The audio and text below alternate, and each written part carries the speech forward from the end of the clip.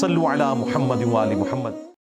ایسی عورتوں کے بارے میں کیا حکم ہے جو خود تو نماز روزہ کی پابندی کرتی ہیں لیکن جب بات پردہ کرنے کی آتی ہے تو بھی پردے کا مذاق نہیں اڑاتی بلکہ کہتی ہیں کہ دعا کریں اللہ تعالیٰ ہمیں بھی اس کی توفیق عطا تو فرمائے؟ مرد بھی یہی کر رہے ہیں، دعا کرو داڑھی رکھ لئیے، تو ایک ہی بیماری ہے۔ نماز روزہ تو ان کی ہوگی، یہ نہیں ہے کس کے سے نماز روزہ ختم ہو جائے گا۔ وہ ابو داؤد کی ایک حدیث آج کل فیس بک پہ غلط وہ چلا رہے ہوتے ہیں کہ جو عورت پردہ نہیں کرتی اللہ تعالیٰ اس کی نماز قبول نہیں کرتا۔ یہ حدیث اس طرح نہیں ہے۔